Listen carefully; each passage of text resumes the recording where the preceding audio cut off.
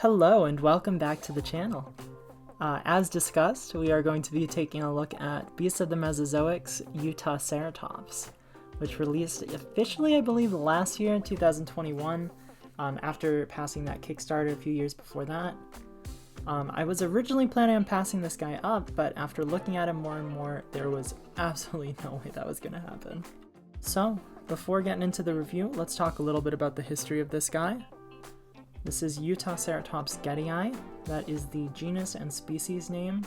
And Utahceratops lived in what is now Utah about 76 million years ago, alongside the more famous Pseudoceratops, as well as the more exaggerated-looking Cosmoceratops. They both had these really crazy frill ornamentations going on, Cosmo and Utah, as well as the predator Teratophonius, which was a tyrannosaur that lived at the time.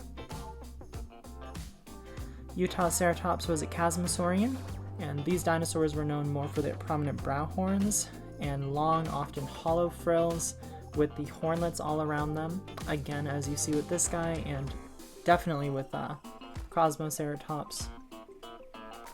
He was originally discovered by Mike Getty, obviously the namesake for the species, and was formally described by Sampson et al. In 2010. Let's get into the review, and as always, I'm going to start with my grading scale, just for those that need a reminder. I like data, I love numbers, I love cramping things into little boxes to organize and compare them. So we're going to grade in 3 core categories on a scale of 1 to 5, with 1 being horrible, 5 being incredible. We're going to look at sculpt and detail, paint apps and color, and the articulation or pose depending on if the figure is a model or more of a articulated toy. In addition, I'll be adding or removing points depending on features like accessories, construction, things like that. Finally, we're going to total them up and divide them by the 3 core categories to get our final grade. Let's get right into things. Hopping right into the sculpt. It's going to be really hard not to spend too much time on this guy. He is absolutely gorgeous. You can see he's got individually sculpted scales all over. Sides, onto his head, his mouth, everything about him is just amazingly sculpted. And you can see too, looking really closely, that these are all individually sculpted. There's no real repeated scales. But it looks natural the way that it's put on there. Got bigger scales dominating certain parts of the body, smaller scales over certain parts. Everything about it just looks so realistic. Can take a look at the ridging on the frill here and on the nose, as well as all along the back. Looks almost like a spinal cord, but not in that really dramatic way that I'd expect of something that looks really fake. It looks, again, just natural and realistic. Let's take a look at this frill. Gorgeous. Comparing it against the diagram for the actual animal's fossil, you can see that the skull matches almost perfectly. Look at these hornlets. Beautiful. Even the horns are completely based on what we see in the fossil remains and are unbelievably gorgeous. We even have really realistic feet, which is nice to see after things like Jurassic World get the elephantine feet. Ceratopsians had very unique feet on the front and on the back, and it's nice to see them captured so well. Going back to the body, we can see that he's got a nice little arch, which again, if you're looking at the actual fossil diagram, you can see that the actual animal did have this. It was kind of unique to this figure, and then there's also the Pentaceratops, which I'll be reviewing, God knows when down the line, but I know that he had that as well, and you'll see in reconstructions of some Ceratopsians, some of them did have this very arched looking back.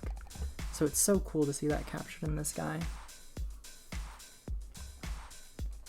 Just based on everything here, I think this is obviously going to be a 5 on the sculpt and detail.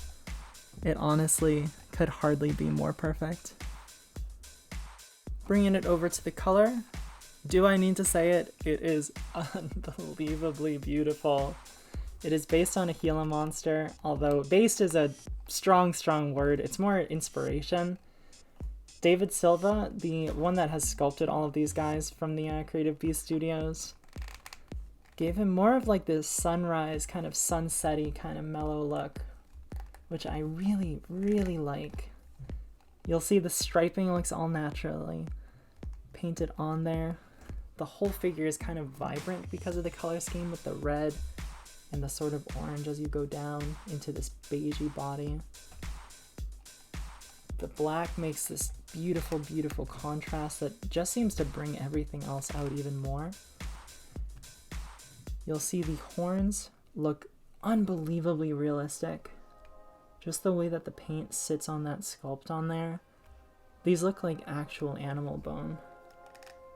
And I know that ceratopsians probably had keratinization on the horns on here, so it wouldn't be the actual bone, but it just looks unbelievable. You'll see on the frill here too, the way that the pattern is painted, it's a little uneven, which I like because again, it makes it feel much more natural. It doesn't feel painted on and artificial. And it gives this kind of like fireball look almost on each side. It's incredible. Again, I don't think it's going to be much of a contest. This is obviously going to take home a 5 in the paint and coloration department. Now let's get into the articulation. Obviously that's one of the big selling points of these figures is that they can be posed. And it's really good. For a ceratopsian, there is, only so much you can really do with this big beefy quadrupedal animal. You can see he's got some body articulation. His legs move. There's a joint at the knee, although that one's a little stiff. His toesies and legs, his tail, front legs. Again, it's not bad, but it's just the way that this figure is sculpted. Definitely there was some favor put on the beauty of the overall sculpt as opposed to this extreme range of articulation, which I'm fine with, but it is definitely worth noting. If you were looking to do crazy martial arts poses or something with these guys, you might have a little bit of a limitation there. You'll also have this neck, which again, though beautiful, you do get this really big spacing when you're posing it, which is kind of a pain. His head moves around, his jaw opens, and I don't think I can really capture it well on camera, but his tongue is articulated as well. And man, not to go back to the sculpt, but you can even see the little teeth in there on the tooth batteries. Incredible. Just because of this limited articulation though, it's gorgeous, it's amazing, but for a highly articulated figure, I do typically like something a little bit more than this. This is great, don't get me wrong, it's probably going to be fine for most people, but I'm coming from things like SH Monster Arts figures, which the majority of them, despite being very nicely sculpted, are pretty insanely articulated. So I'm going to go with a 4 for this guy. He's incredible, but I just feel like he could have gotten a little bit more out of a couple spots, namely his back legs and the shoulder joints here at the front.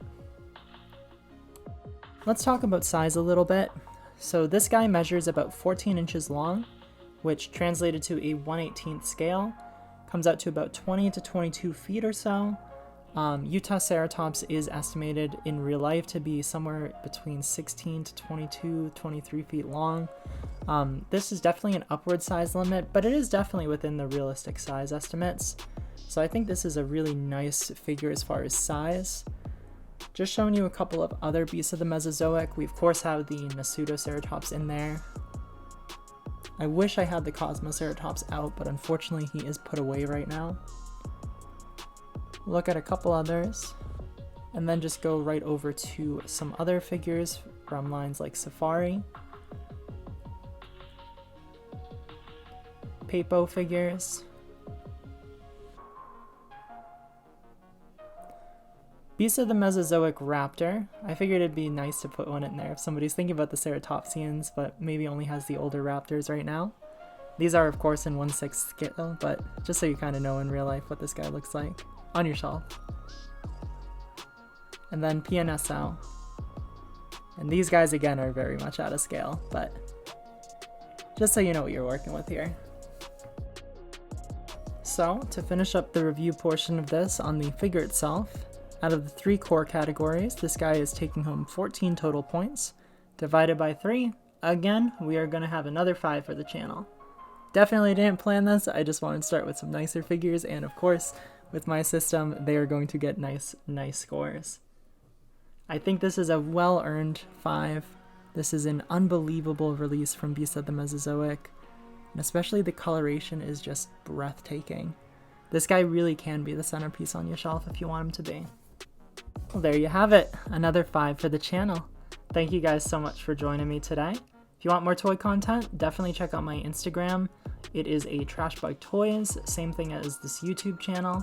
I post as often as I can. I post a picture of the figure that I'm talking about for the reviews. Check out my story. I post pictures of my collection, and subscribe, leave a comment down below for this one, and let me know if there is a dinosaur or a specific figure that you want me to review. Again, I have a big collection, but I'm always happy to expand, and I'm definitely always happy to talk about the stuff that I've got on hand. There is a reason that I buy it, after all. Next week, we're going to be taking a look at the Transformers Studio Series Sideways from Revenge of the Fallen. Of course, we've done more of the monstery side of things, but I love transforming robots, so we are of course going to talk about one, and there will be plenty more where that came from in the future. So check that out. Thank you again, and we'll see you next time.